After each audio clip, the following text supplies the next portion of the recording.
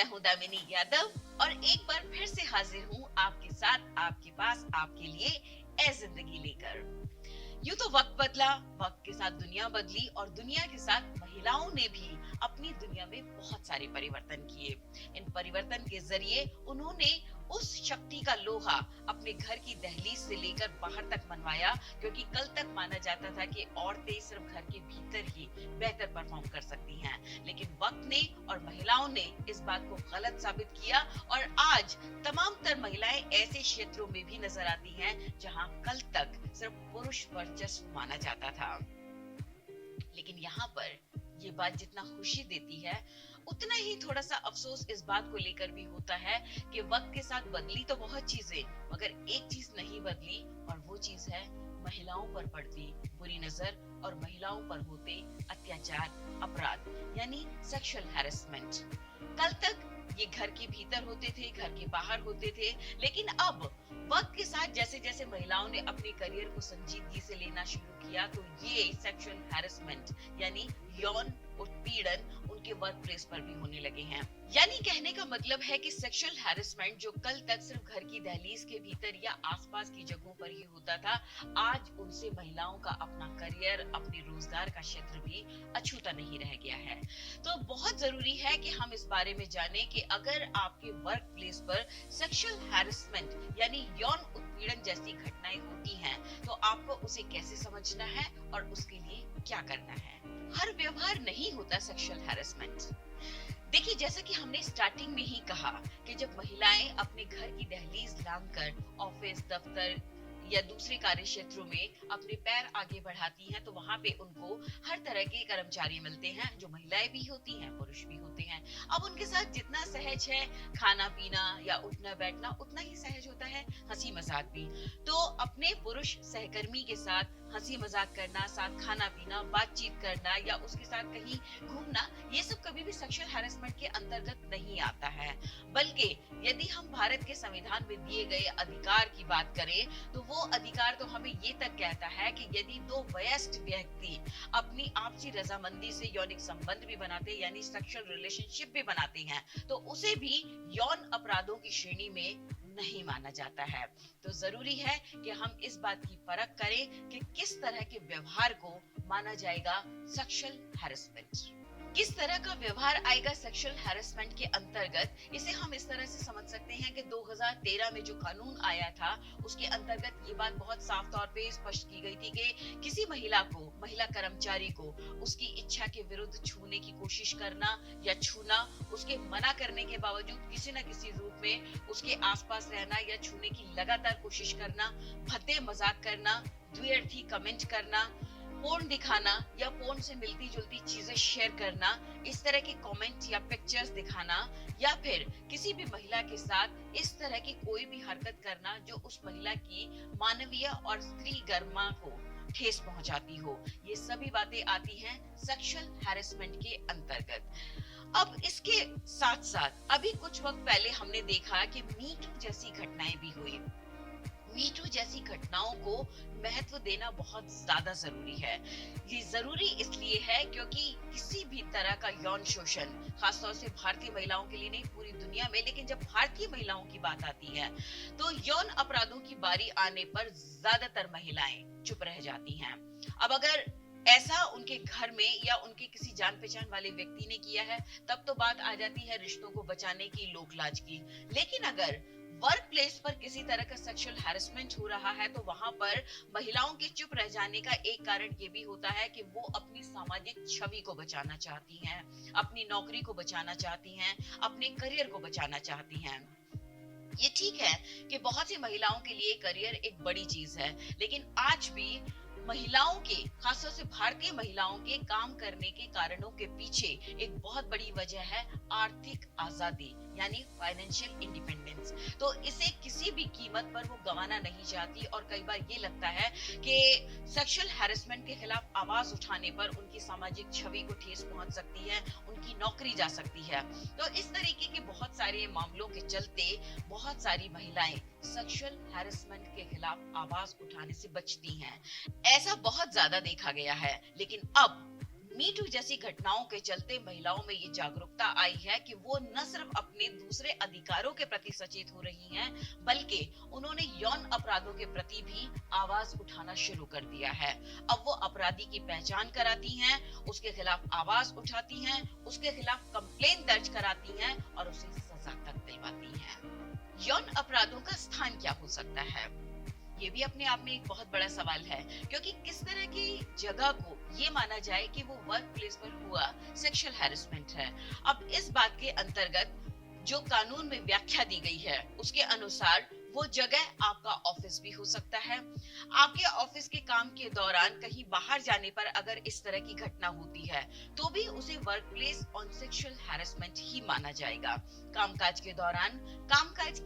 दौरान की गई यात्राएं या फिर इसी तरह लिफ्ट में या फिर कहीं बाहर भी अगर इस तरह की घटनाएं होती हैं तो आप अच्छी तरह से इस बात को समझ सकती हैं कि वो अपराध क्योंकि आपके कामकाजी जीवन से जुड़ा हुआ है, कामकाजी व्यक्ति से जुड़ा हुआ है, आपके सहकर्मी से जुड़ा हुआ है, तो वो आता है इसी अपराध के अंतर्गत। कौन कर सकता है सेक्सुअली हैरेस?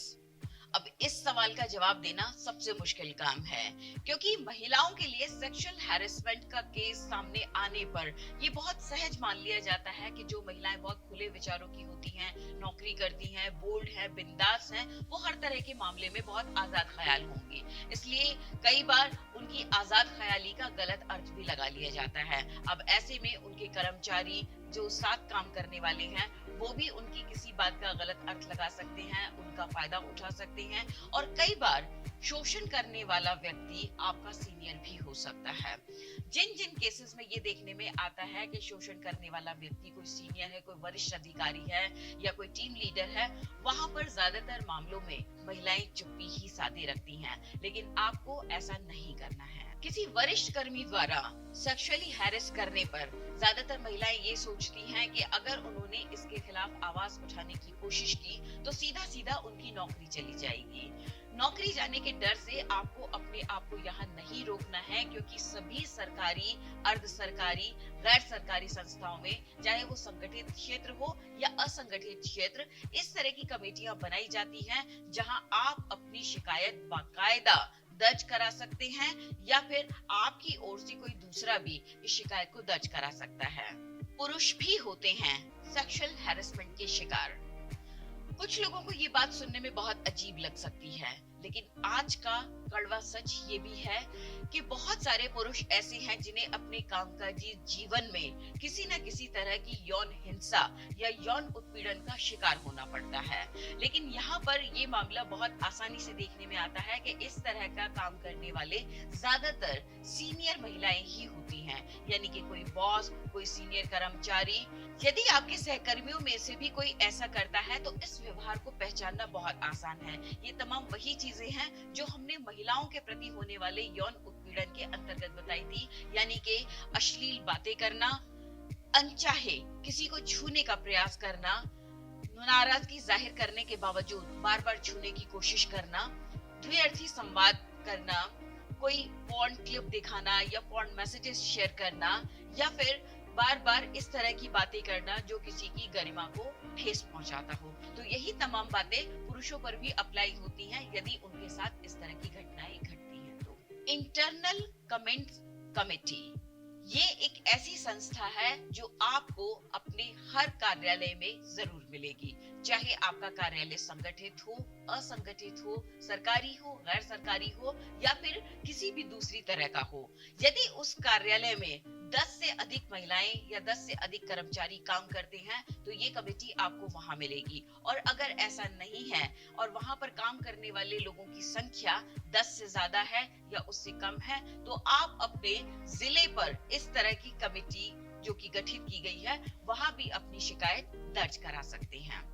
यहाँ पर ये भी याद रखने की जरूरत है कि अगर आपकी शिकायत सही है तो दोषी व्यक्ति के खिलाफ कड़े से कड़ी कार्रवाई की जा सकती है, उसे मुआवजा देना पड़ सकता है, उसकी नौकरी जा सकती है, उसका करियर खराब हो सकता है, यहाँ तक कि उसे दंड भी दिया जा सकता है। लेकिन इसका उलट भी उतना ही सही है। अगर आपकी शिकायत झूठी निकली तो आपके लिए भी सजा के प्रावधान कानून में उतने उतने ही कड़े हैं। सेक्सुअल हैरेसमेंट से बचने के कुछ उपायों के बारे में अगर बात करें तो सबसे अच्छा तरीका तो ये होता है कि इस तरह के अपराध हो ही ना, लेकिन अगर हैं भी तो इनके लिए कानून कड़े से कड़े होने चाहिए। लेकिन यहाँ भी बात यही आती है कि कानूनों की तो पहले से ही कोई कमी नहीं है, उन कानूनों का पालन कितनी कड़ाई से होता है, असल बात ये है। तो यहाँ पर हम कुछ ऐसे व्यवहार को भी ध्यान में रख सकते हैं जिसकी बदौलत हम होने वाले यौन उत्पीड़न को रोक सकते हैं। यौन अपराधों के बारे में हमेशा अपने अधिकारों के प्रति सजग रहें, सचेत रहें और जब भी कभी ऐसा मौका आए आवाज उठाने से चूके नहीं। आत्मरक्षा यानी सेल्फ डिफेंस ये एक ऐसा सूत्र है जो आपको न सिर्फ आपके वर्क प्लेस पर बल्कि कहीं भी एक अलग तरह का आत्मविश्वास देता है, क्योंकि जब अपनी सुरक्षा हो अपने हाथ तो सेल्फ डिफेंस ट्रेनिंग आपके लिए साबित होगी बहुत मददगार। यदि आपके साथ आपका कोई सहकर्मी, आपका कोई वरिष्ठ अधिकारी या फिर कोई भी जान पहचान का व्यक्ति जो आपके साथ आपके वर्क प्लेस के आसपास होता हो या आपके साथ काम करता हो, कोई भी इस तरह का व्यवहार करने की कोशिश कर रहा है जो आपको अपनी गरिमा के अनुकूल नहीं लगता, आपको असहज बनाता है, तो उसे उसी समय कड़ी चेतावनी देने से बाज ना आए। और यदि पहली बार में ही इस बात से फर्क नहीं पड़ता तो अपने सहकर्मियों को, अपने वरिष्ठ अधिकारी को या फिर जांच कमेटी के सदस्यों को इस बारे में अवगत कराने से हरगिज ना चूके। और अगर शोषण करने वाला व्यक्ति खुद बॉस है या उस कंपनी का मालिक है तो भी जांच कमेटी में उसके खिलाफ भी कदम उठाया जा सकता है। हालांकि ये बात कहने में तो अच्छी नहीं लगती है, लेकिन आपके लिए भी ये बात जरूरी हो जाती है कि अपने सहकर्मियों से हंसी मजाक के दौरान गरिमा का ख्याल आप भी रखें। हालांकि किसी के हंसी मजाक करने से, उसके कपड़े पहनने के ढंग से या उसके बर्ताव से उसके चरित्र का आकलन नहीं किया जा सकता, लेकिन हमारे भारतीय समाज की अभी भी ये बदकिस्मती है कि लोग ज़हनी तौर पर इतना परिपक्व नहीं हुए हैं कि किसी महिला द्वारा किए गए हल्के मजाक को वो बहुत सहजता से ले लें। उनके लिए ये एक तरह का इशारा या एक तरह का क्लू होता है। और वैसे भी ऑफिस मैनर्स के अंतर्गत भी ये बात आती है कि आप अपने व्यवहार को सौम्य और गरिमापूर्ण बनाए रखें ताकि किसी भी इस तरह की अप्रिय स्थिति से बचा जा सके। किसी भी अप्रिय स्थिति को बचाने का एक तरीका ये भी है कि बहुत ज्यादा अकेले में किसी भी सहकर्मी से ज्यादा देर तक बातें ना करें, ज्यादा देर तक घूमने का प्लान ना बनाएं या फिर उसके साथ इस तरह की कोई भी हरकत ना करें जिसे जाने अनजाने में आपका अवांछित व्यवहार समझ लिया जाए। ये समाज महिला और पुरुष दोनों से मिलकर बनता है और दोनों के बीच में एक सहजता हमेशा से यानी शुरुआत से ही बनी रहे और हमेशा बनी रहे। इसका सबसे अच्छा तरीका तो ये हो सकता है कि बच्चों को ज्यादा से ज्यादा कोएड एटमॉस्फेयर दिया जाए, चाहे वो एजुकेशन के लेवल पर हो चाहे खेलकूद के लेवल पर। और साथ ही अपने बच्चों की परवरिश में भी इस बात का ख्याल रखना चाहिए कि वो एक दूसरे यानी कि महिला और पुरुष की मौजूदगी में अपने आप को सहज और कंफर्टेबल महसूस करें, उन्हें अलग से कुछ महसूस ना हो। इस समाज में जिस तरह से दोनों साथ में मौजूद हैं, उनका आपसी व्यवहार भी साथ साथ ही सहजता से लिया जाना चाहिए। याद रखिए,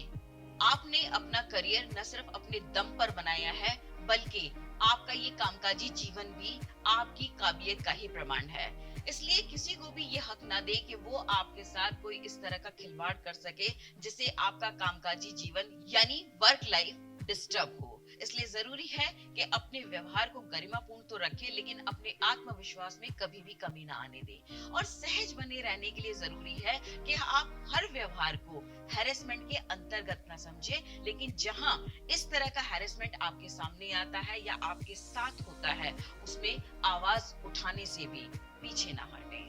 याद रखिए, करियर है आपका, जिंदगी है आपकी, सुरक्षा है आपकी, इसलिए जिम्मेदारी है आपकी। इसी तरह के वीडियोस लगातार पाने के लिए आप हमारे चैनल को सब्सक्राइब करना ना भूलें। साथ ही लाइक, शेयर और कमेंट के जरिए हमें आगे के लिए भी सुझाव दीजिए ताकि किस तरह के वीडियोस आप देखना चाहते हैं ये हम जान सकें।